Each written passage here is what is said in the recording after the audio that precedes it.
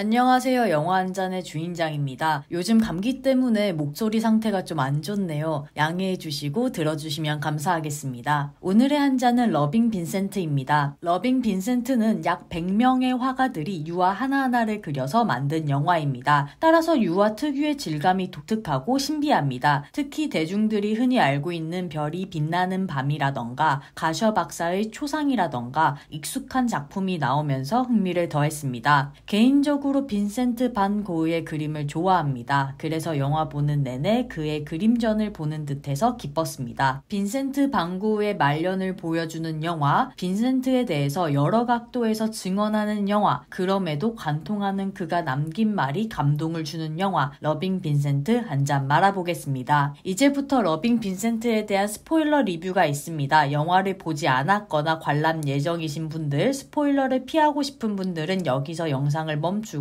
영화 관람 후 시청하시길 바랍니다. 그럼 시작하겠습니다.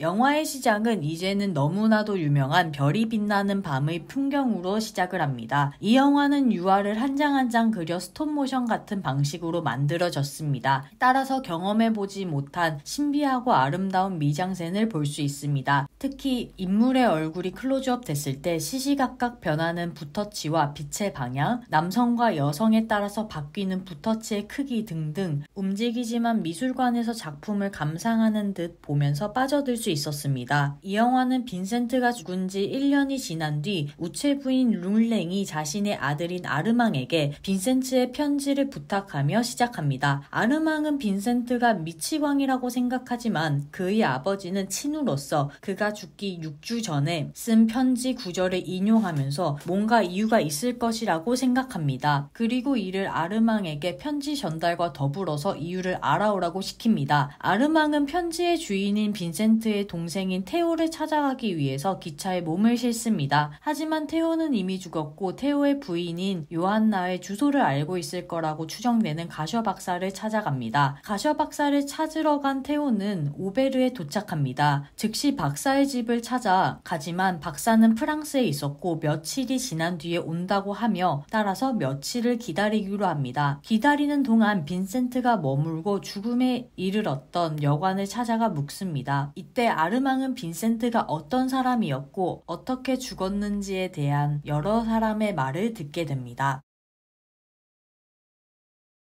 빈센트에 대해서 이야기한 인물은 박사 집에서 일하는 여자로 나옵니다. 이 여자는 빈센트를 부정적으로 보고 있습니다. 빈센트가 와서 한 행동을 정신 이상을 것으로 보고 있죠. 그 다음은 여관 주인의 딸입니다. 여관 주인의 딸은 빈센트를 따뜻한 시선으로 보는 것 같았습니다. 특히 그는 특이하지만 예술가였다고 생각합니다. 그리고 그가 죽던 날을 회상하기도 합니다. 그가 죽던 날에 주치의인 가셔 박사가 왔고 먼저 와 있던 경찰이 총을 찾고 있었고 매우 혼란스러운 상황이 묘사됩니다. 빈센트는 자살하려고 총을 쐈다고 진술하였고 복부에는 총상을 입고 있었으며 매우 괴로워 보였다고 합니다. 빈센트의 자취를 밟으며 백사공의 이야기도 듣습니다. 백사공은 빈센트가 꽤나 신사적이었다고 말합니다. 그는 질이 좋지 않은 10대들과 어울려 다녔다고 하며 빈센트는 여자들에게 젠틀했지만 그의 친구들은 그러지 못했고 자주 괴롭혔다고 말했습니다. 또한 괴롭힌 다음엔 술 한 잔을 사주며 화해하곤 했다고 합니다. 여러 사람이 빈센트에 대해서 미묘하게 혹은 완전히 다른 이야기를 하자 아르망은 혼란스러워합니다. 처음에는 그저 미치광이 취급을 했던 아르망이지만 이야기를 들으면서 점점 의심이 생기고 왜 죽음을 맞이할 수밖에 없었는지 이해하려고 합니다.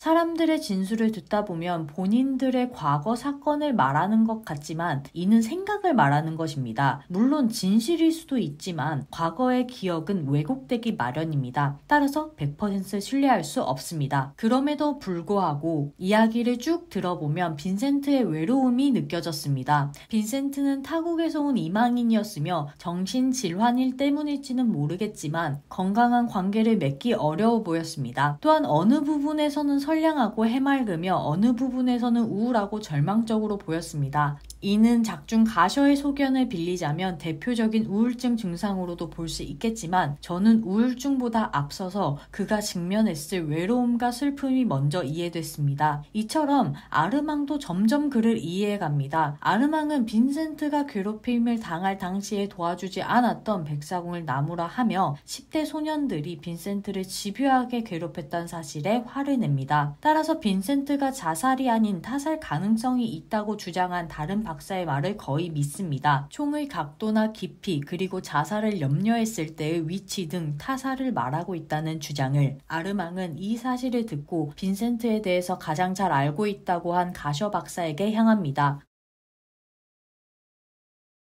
가셔 박사는 아르망이 품은 주장을 반박하듯이 그의 질문에 답합니다. 빈센트가 죽기 6주 전에 아르망의 아빠에게 썼던 편지의 내용은 6시간 단위로 바뀌는 우울증의 증상일 수도 있다. 박사 집에서 일하는 하녀의 증언은 그녀가 의사가 아닌데 어떤 진단을 할 수 있느냐, 또한 다른 의사의 반박조차 자신도 알고 있는 내용이며 자신이 이제껏 진단해온 결과로 내린 결론이 더 타당하다는 듯이 말합니다. 그리고 빈센트가 죽기 전에 사건을 말해주는데 이것은 정신과 의사로서 환자에게 해서는 안 될 말. 빈센트의 뒷바라지를 하고 있는 동생은 뒷바라지 자체가 숨통을 조이는 일일 것이며 그가 매독 3기였다는 말이었습니다. 이 말을 들은 빈센트는 충격적인 얼굴을 하며 자리를 떴습니다. 그 뒤 박사는 자신이 실언했다는 사실을 알아차렸지만 이미 늦은 뒤였고 이를 자신의 딸이 목격했으며 이 사건이 있은 뒤에 빈센트가 죽은 것입니다. 사실 이것이 영화의 클라이막스에 나왔기에 이 사건이 빈센트의 죽음의 결정타인 것처럼 보이지만 앞에서 서술했듯이 이 또한 가셔 박사의 증언이므로 정확한 원인이라고는 볼 수 없습니다. 진실은 빈센트만이 알겠지요. 또한 이 뒤에 빈센트의 편지를 동생의 부인인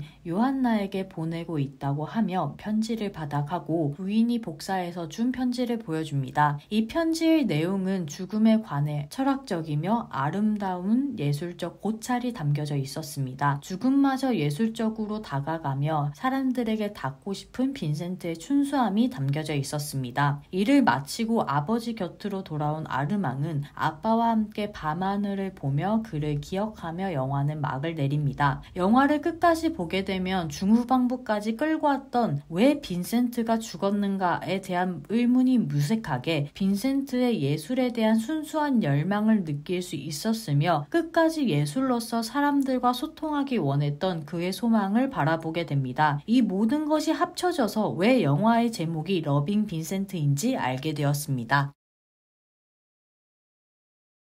영화 마지막에 책의 형태로 출연했던 인물들을 간단하게 소개하고 어떻게 되었는지 알려주는 부분이 있습니다. 빈센트에 관해서도 나오는데 그가 했던 이 문장이 정말 감명 깊었습니다. I want to touch people with my art.